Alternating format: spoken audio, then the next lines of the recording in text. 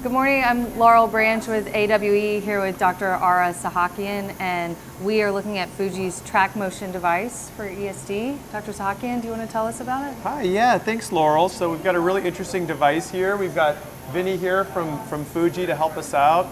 And this is the Tracmotion device. So this is a device that we use for ESD to provide traction for us. It works with a double channel scope. We can use this with a Fuji scope or an Olympus scope. And it goes into the channel that's closest to the endoscopist, and in the other channel, we're gonna go ahead and put our ESD knife in there. And you know, what's nice here is that this device will come out on your right-hand channel around 4 o'clock, and that allows for your knife to come out at 6 o'clock, which is really nice and allows us really to cut in either direction when we're doing our ESD. So essentially the way this device works is you have a forceps here, and we can go ahead and use our device here. It sort of, feels a little bit like an EUS needle, so it's nice and familiar. And we can go ahead and extend this forceps out to the desired sort of length that we want there.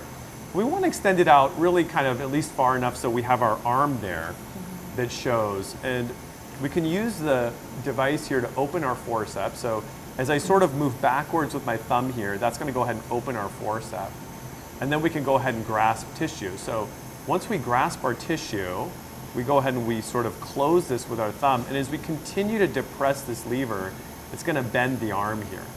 Okay, now once we bend the arm, we can go ahead and rotate and we can move the tissue around in different directions. So we can really get 360 degrees of motion here, which is nice. That allows for a lot of fine control of exactly where you want the tissue to be. Absolutely. So another interesting thing here is because we're using the forceps for traction, we're not using a cap on our scope. Generally when we use a cap, we're going to be very close to the lesion. We're going to be using that cap for traction. This allows us to just be a little bit further away and really closer to kind of surgery, what surgeons are doing in terms of articulation. So just as an example here, we're going to go ahead and position ourselves here. We're going to go ahead and grasp the tissue. Okay, and as we grasp, you see it's bending. That arm is starting to bend here. And as it bends, we can sort of move that tissue around here from right to left. We can even pull it towards us. And often what we're doing with ESD is we have our little flap of tissue, and we're gonna go ahead and grasp it and kind of pull it towards us, tilt to the right, and that's gonna get us into the pocket underneath the flap. And then we can go ahead and extend our knife to wherever we want, and we can go ahead and grab the tissue and we can start to dissect. So go ahead and open there.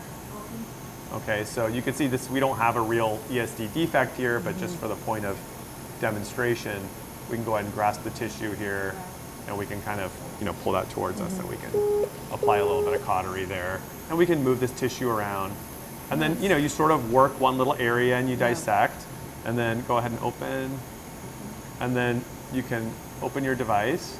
And then if there's another area you want to hit, you can kind of move over to another part of the lesion, extend your device, grasp, rotate, and so on and so forth. And are there certain locations you think this device may be really helpful for when you're doing ESD? Well, you can really use it anywhere, but I think, given that we're using a double channel scope, upper GI tract, distal colon, are really kind of the ideal places to use it. Obviously, ESD in the colon is really tough and challenging, and you get in sort of weird positions. So I think this is something that could be really helpful there. Great. Yeah. Vinny, anything you want to add in terms of the device here that we haven't covered?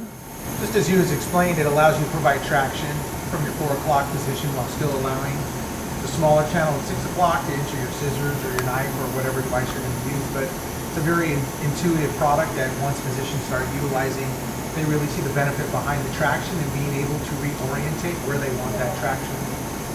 Yeah, and also generally we're using a gastroscope or sort of a small channel scope to perform our ESDs. Here we're using a double channel scope, so a little bit of a bigger scope, but at the same time the traction sort of makes up for that because we can move our lesion around. And then are we getting sort of better suction with the larger channels? So that's typical feedback that we do here.